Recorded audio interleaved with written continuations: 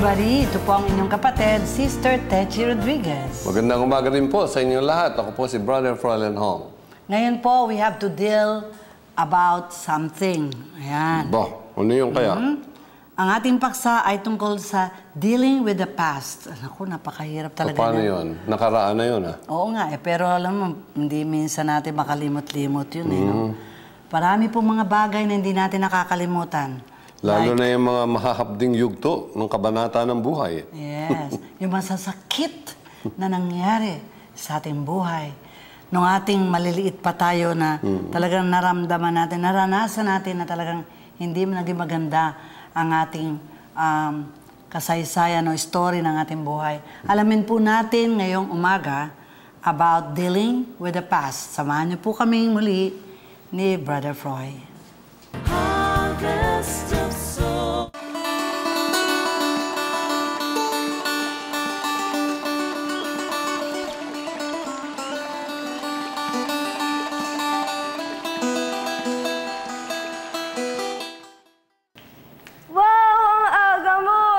Talaga yan? Siyempre, kailan ba ako naging late? Ay, nako Sam. Bata pa lang tayo. Naalala ko nga, lagi mo akong inaaway.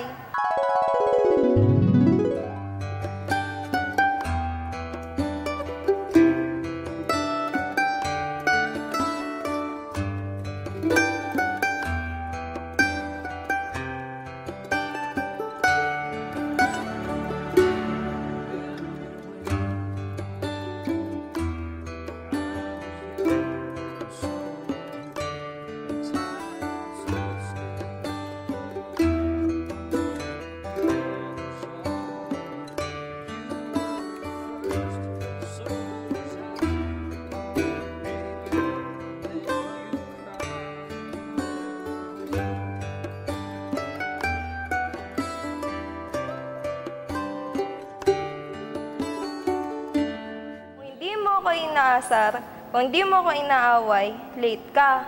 Kung hindi ka naman late, hindi ka dumadating, Injan. Uy, hindi ah. Kailan nangyari yun? Ewan ko sa'yo. Oh, kala ko ba magsisimba kayo, Sam? Anong oras na? Kaya nga po kanina pa ako naghihintay dito Tara na. Oh, eto na pala si Sam Tara na, malilate na tayo. Ang tagal mo. Malilate ka nga laging late dyan Ako pa matagal. Traffic kasi. Traffic, lapit-lapit ng bahay niyo. Oh, sige na, alis na kayo. Malilate pa kayo. Sige, tito. Alisa po kami. Ingat kayo ah. Apo. Tara, alis tayo. Ngayon na, wait. Sige, wait lang. Wait lang ah. Hello? Ha? May practice? Sige. Tara na? Ay, hindi pala ako makakasama. May practice kami. Practice na naman? Oo, basta, next time. Promise. Promise ko ng promise. Oo, promise. Sasama na ako next time.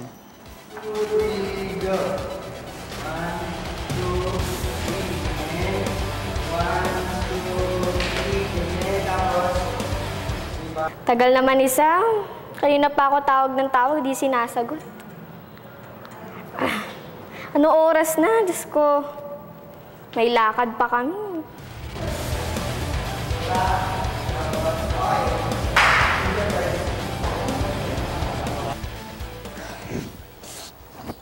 Init.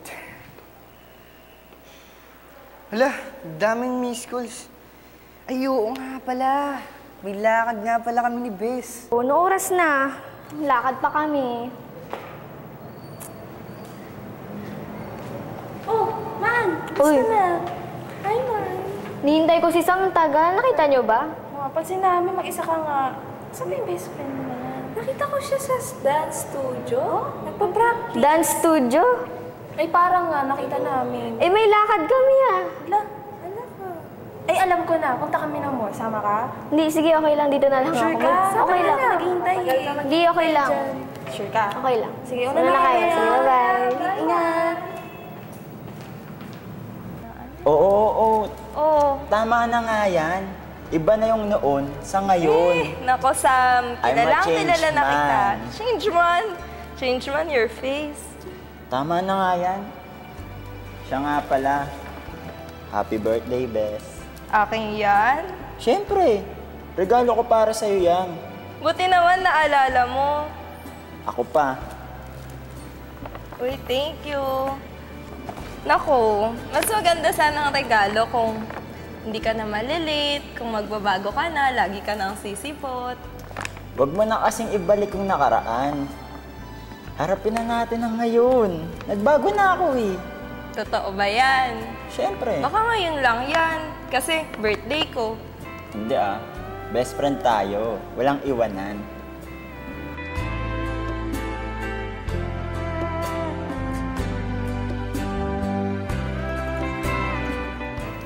Dealing with the past. Ito po ang ating paksa ngayong umaga.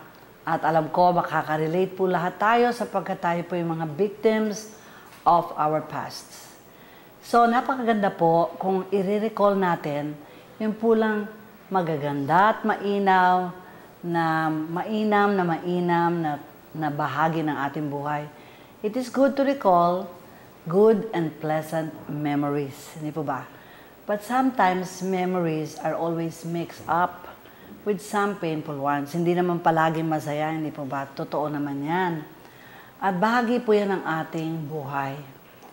Minsan po ay may mga pleasant memories of the family, nakatutuwa, nakakatawa, na mga hindi natin malimutan.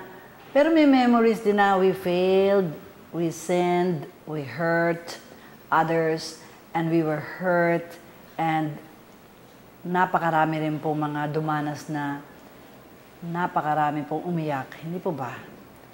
Bad memories are best left unburied. But they are like growing monsters na lalo pa po kahit na gusto na natin makalimutan. Sino ba naman ang ayaw makalimot? That gives doubt and fear to what you are now. At ito po ay nangyayari sa mag-asawa. Meron po akong alam na dahil po naloko siya ng kanyang asawa, parang hindi na niya talaga ito makalimutan. Hindi na po niya mapatawad. Lagi na lamang daw nasa kanyang isip. No? Hindi na raw siya binibitawan at iniiwanan ng ganon. Nitong monster na ito na talagang pinapatay talaga siya. Mga kapatid, hindi siya makatulog. Naiisip niya parang ginugunod-gunod niya.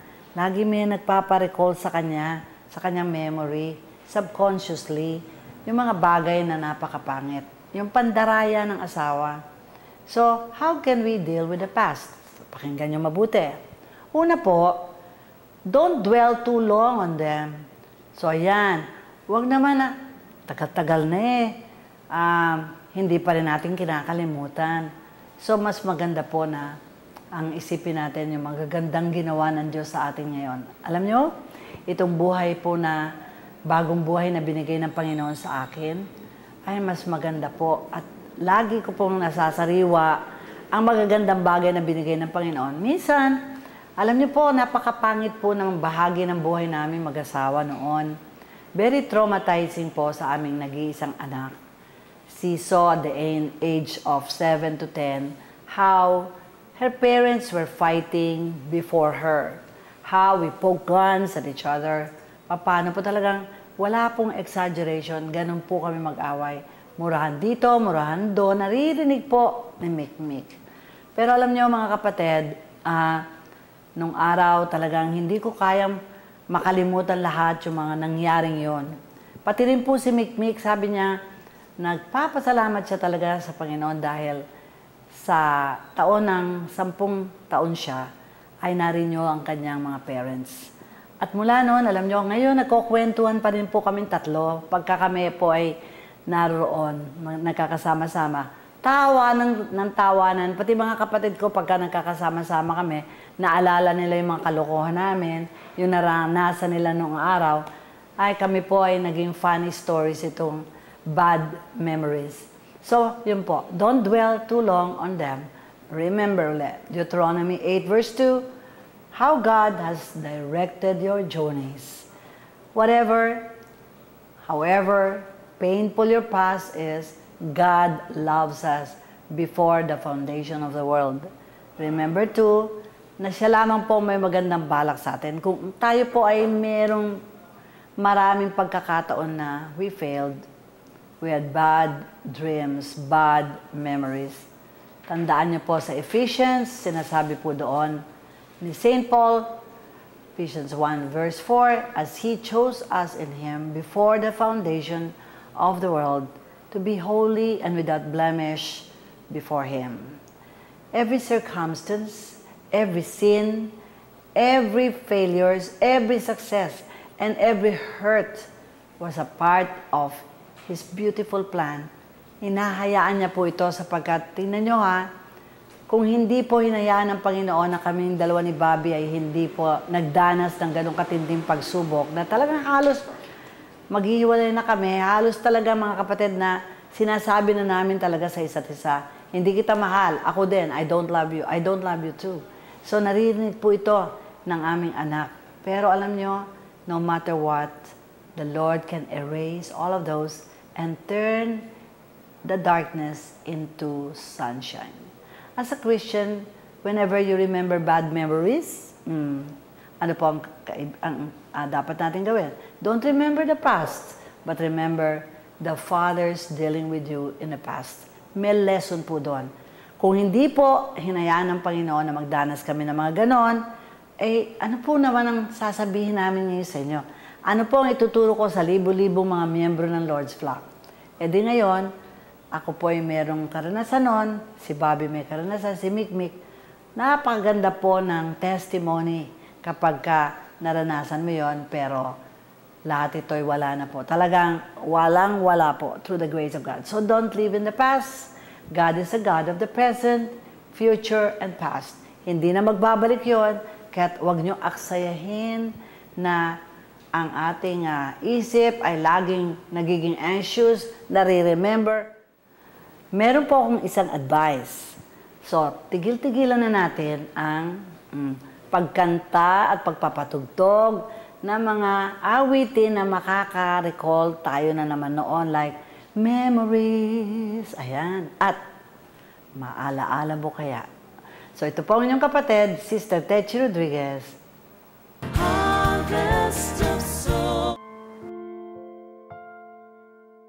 Life-changing encounters. Testimonies on healing, conversion, and new life. Ang ating matutunghayan ay ang pagsasalaysay ng ating kapatid na si Sister Lorena Nacional. Aktibong miyembro ng Lord's Flock, panganay sa magkakapatid, at may responsibilidad bilang breadwinner ng pamilya. Nakaranas siya ng iba't ibang pagsubok sa buhay na kalaunay nalampasan niya iyon sa tulong ng Panginoon. Halina't sabay-sabay nating tunghayan ang kanyang kwento. Ako si Sister Lorena Nacional ng Harvest 336. Panganay ako sa 8 magkakapatid. One of the breadwinner, kaya yun yung naging reason kung bakit ako lumuwas ng Manila para magtrabaho. Hindi ako graduate ng college. So pagdating ko ng Manila, nag-work ako as bartender and cashier sa sports bar sa Makati. Dala nung environment na araw-araw ko nakakasalamuha, mga taong wala na ginawa kundi maglasing, mag-drugs, mga nagsisigarilyo, and then mga liberated na tao. Na-adapt ko yung ganong environment. Umuwi ako sa bahay, 8 a.m. in the morning, tas lasing. And then yung mga kasama ko sa trabaho, sila yung nagturo sa akin na magsigarilyo. And then, dun din sa trabaho na yun, dun ako nagkaroon ng maling relationship. Nagkaroon ako ng boyfriend kasama ko sa trabaho, which is committed na siya for 7 years. Though alam kong mali yung ginagawa ko, tinuloy ko pa rin siya kasi mahal ko siya and then nag-enjoy ako sa ginagawa ko. Wala akong pakialam kahit may nasasaktan or naagrabyado ako na ibang tao. And then, nung last August, nagkaroon ako ng roommate, si Sister Abby Bermejo, which is member siya ng Lord's Flock. In-invite niya ako na mag-attend ng Spirit Empowerment Seminar, pero hindi ako umattend. Kasi binaliwala ko yung invitation niya. And then, meron kasi siyang mga Bibles and book, which is ang isa doon is yung Power of the Word. Usually kasi, hindi ako nagbabasa ng Bible at saka ng mga inspirational or spiritual na book. Pero that time, parang na-encourage ako na basahin yung book na yun. So instead na magbasa ako ng mga pocket book, yung book na Power of the Word, yun yung binabasa ko. And then, Ako na yung, nung na-inspired na ako dun sa mga nababasa ko, ako na yung nag-volunteer kay Sister Abby. Sinabi ko sa kanya na gusto ko mag-attend ng Spirit Empowerment Seminar. So that time nga, August 2011, umattend ako ng SES, and then continue ng maturing, and then equipping. Tapos, nandito na ako sa Lord's Flock, yung mga trials na dumarating sa buhay ko, continuous pa rin. Pero unlike nung wala pa ako sa Lord's Flock, na kapag may dumating na trials, gusto ko nang sumuko, na kahit ang dami ko ng taong nilalapitan, hindi ma-solve yung problem ko.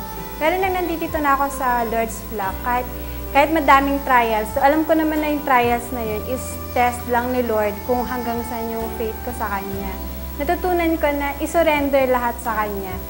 Parang give up ko na yung buong buhay ko, binigay ko na sa Kanya na siya na lang yung bahala na gumawa ng paraan ng circumstances kung paano ko masusolve yung mga trials na dumarating sa buhay ko.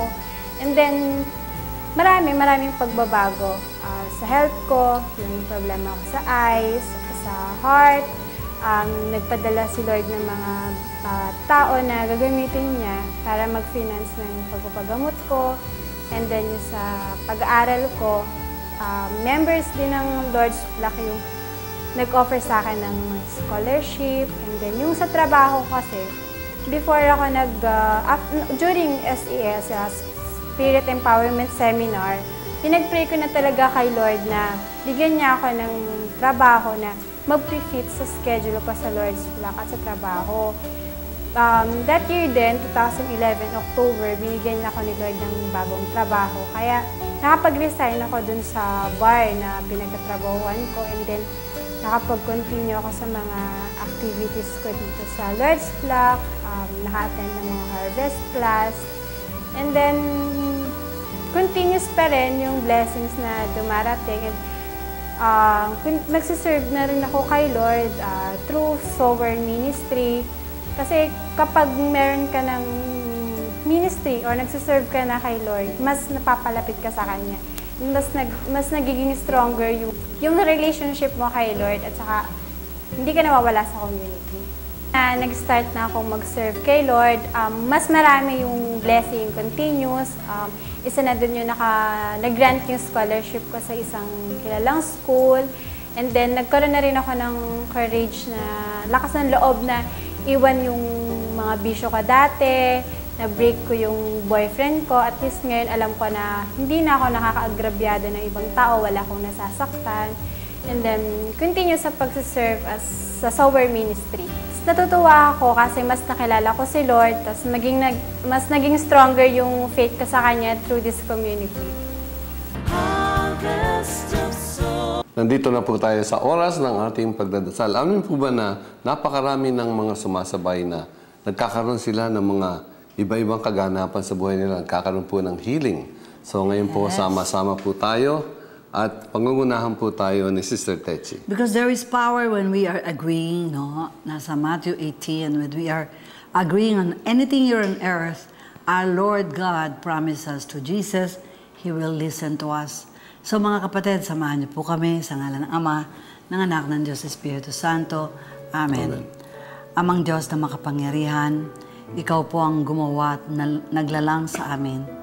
At kami po ay humihingi sa inyo ngayon na ang lahat po ng aming mga nakaraan, bahagi, yugto ng aming buhay, ay di na po namin maalala, lalo na po yung pong hindi po naging maganda, nakalulungkot, naging sanhi ng aming pong sakit na nararamdaman ngayon, naging sanhi ng sugat na napakalalim.